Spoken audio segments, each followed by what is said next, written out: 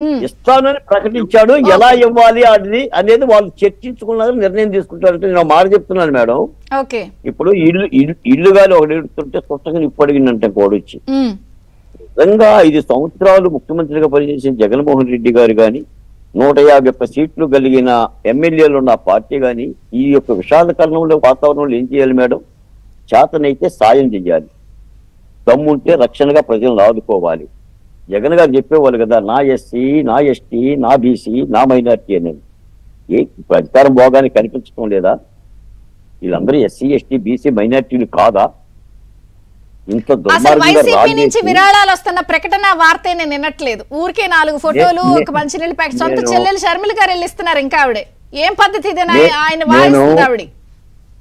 నేను సింగనగర్, వాంబే కాలనీ, రాణి గారి తోట అన్ని తిరిగాను. నేను మన రాజేశ్వరి నగర్ తిరిగాను. వైసీపీ స్టాల్స్ ఉన్నాయా ఎక్కడన్నా? కమ్యూనిస్ట్ పార్టీ జెండాలు కనిపించినాయి, ఏఎస్ఎఫ్ కార్యకర్తలు కనిపించారు, ఎస్ఎఫ్ఐ కార్యకర్తలు కనిపించారు, తెలుగుదేశం పార్టీ కార్యకర్తలు కనిపించారు, జనసేన కార్యకర్తలు కనిపించారు, భారతీయ జనతా పార్టీ కార్యకర్తలు కనిపించారు తప్ప ఒక్క వైసీపీ జెండా గాని ఒక్క వైసీపీ కార్యకర్త గాని ఎక్కడా లేరు మేడం. మీకు మాట చెప్పాను మేడం, ఇది కావాలని జగన్మోహన్ రెడ్డి గారు వెళ్తున్నప్పుడు అసలు వెళ్ళేది ముంపుకి. సీఎం జై జగన్ ఏమన్నా అసలు జ్ఞానం ఉందా మేడం? ఏంటి అరుపులు? ఆ ఓలలో జవాన్లు తిన్న తర్వాత నక్కల ఓలలేసినట్టుగా ఎక్కడైనా విషాదానికి పోతున్నప్పుడు ఆ చిరునవ్వులు ఏంటి, ఆ కేకలేంటి? నివారించరా? ఇది ఖచ్చితంగా కావాలని కొంతమందిని ఎమ్మట పెట్టుకున్నట్టు కనబట్టలా. డ్రోన్ కెమెరాలు ఎందుకు, వీడియోలు ఎందుకు? ఇప్పుడు బాధిత హృదయాన్ని మనం మాట్లాడుతున్నప్పుడు పని కట్టుకొని, మీరు ఇంకో మాట కూడా గమనించండి. మీరు జగన్మోహన్ రెడ్డి గారు రాగానే ముందు ప్రకాశం బ్యారేజ్ పోయిండు, తర్వాత కృష్ణలంక వాలుకు పోయిండు, కరకట్ట వాలుకి ముంపుకు పోలా. చంద్రబాబు నాయుడు గారు జనంలో తిరుగుతున్నారు కాబట్టి రేపొద్దున నాకు మళ్ళీ ఇబ్బంది వస్తుందని చెప్పేసి ఆ 4 అడుగులు వేసాడే తప్ప హృదయం ఉంది వేసింది కాదు మేడం. కాకపోతే ఏంటంటే నాకు తెలిసిందంటే వైసీపీ పార్టీ కూడా ఆంధ్ర రాష్ట్రానికి దుఃఖదాయం లాంటిది. ఇదొక మునేరు, ఇదొక బుడమేరు. దీని నుంచి కూడా నివారించుకోవడానికి కూడా రాష్ట్ర ప్రజలు జాగ్రత్తగా ఉండాలి.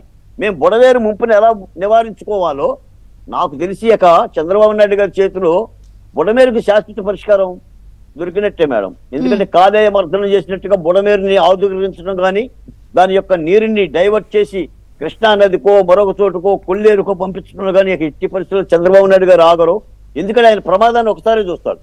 ఒక్కసారి ప్రమాదాన్ని చూసిన తర్వాత అది ప్రమాదం మళ్ళీ రిపీట్ కాకపోకుండా చర్యలు తీసుకోవటంలో ఒక ముఖ్యమైన నాయకుడు శ్రీనివాసరెడ్డి గారు అన్నారు, ఈ దేశంలో 28 రాష్ట్రాల్లో ఇంతగా నిద్రపోకుండా కలెక్టర్ ఆఫీసులో ఉండి ఎంఆర్ఓ నాకు ఇప్పటికి ఒకటి అర్థం కావట్లేదు. ప్రజలు చాలా స్పష్టంగా అమరావతి రాజధాని అని చెప్పేశారు, అయినా కూడా అది ముంపు ప్రాంతం అని చెప్పడంలో ఏంటి అసలు ఉద్దేశము? ఆంధ్రజ్యోతి క్లియర్ గా వెళ్ళి చూపించింది ఇక్కడ వాటరే లేవు అని, అయినా కూడా ఇంకా ఇంకా ఇంకా నేను ఒక మాట ఎత్తిపోస్తున్నాడు ఆయన బురద. విజయ్ చంద్ర గారు ఒక మాట చెప్తా, ఏబిఎన్ విలేకరుల పడ్డ కష్టం కూడా, ఏబిఎన్ విలేకరుల ఫీల్డ్లోకి వెళ్ళి చేసిన శ్రమ కూడా వైసీపీ నాయకులు చేయలేదు మేడం, మాజీ మంత్రులు చేయలేదు మేడం, ఎమ్మెల్యేలు చేయలేదు మేడం. అమరావతి రాజధానిలో 29 గ్రామాల్లో ఏ ఒక్క గ్రామం మునగలేదు మేడం. ఏ ఒక్క గ్రామంలో సీడ్ యాక్సెస్ రోడ్డు కానీ, సచివాలయం కానీ, అసెంబ్లీ కానీ, హైకోర్టు కానీ ఇదంతా నిందా ప్రచారం. వాళ్ళు అక్కడ బెజవాడప్పుడు ఇప్పుడు అదే నేను ఇందాక అందే, ఇప్పుడు ఇల్లు గాలి ఒకటే ఏడుస్తుందంటే అటువైపు చూడుకోకుండా అమరావతి మునిగింది, చంద్రబాబు నాయుడు గారు ఇల్లు మునిగింది, అమరావతి మునిగింది, చంద్రబాబు నాయుడు. ఒకవేళ ఆ మాటకే వస్తే విజయ్ చంద్ర గారు అమరావతి మునగకూడదా? హైదరాబాద్ మునగదా? నీటికి ఏమైనా అడ్డం ఉంటుందా? కర్ణాటకలో మన వరదలు వస్తే మునగలేదా? మయన్మార్ ఏదో ప్రాంతం ఎందుకు మునగదు? ఇప్పుడు ఎందుకు మునగవు మేడం? నీకు అమరావతి మీద మునిగిందని అమరావతి అంటే డైవర్ట్ చేయటం మేడం. ₹1 ఇవ్వటం చేత కాదు, ఒక ఆహార పొట్లం తీసుకెళ్ళటం చేత కాదు, మీ కార్యకర్తలు లేరు, మీ ఎమ్మెల్యేలు లేరు. ఏంటి మేడం ఇదొక? ఇప్పుడు విషాదం జరిగి ఒక ఏడుపు అయితే ఈ బురద రాజకీయాల మొరన్న మరో ఏడుపు. నేను ఒక మాట చెప్తాను మేడం, ఈ సందర్భంగా జగన్మోహన్ రెడ్డి గారిని ప్రజలే శిక్షించారు కాబట్టి, ఆయన స్థాయి ఏంటో ప్రజలే గుర్తించారు కాబట్టి 2019లో మోసపోయినా 2024 మేల్కొని 11 సీట్లు కుదేలు చేశారు కాబట్టి Right, నేను ఆ right. అంశం కంటే ఒక్కమంటే కేంద్ర ప్రభుత్వం మేడం, కేంద్ర ప్రభుత్వం తక్షణం స్పందించాలి.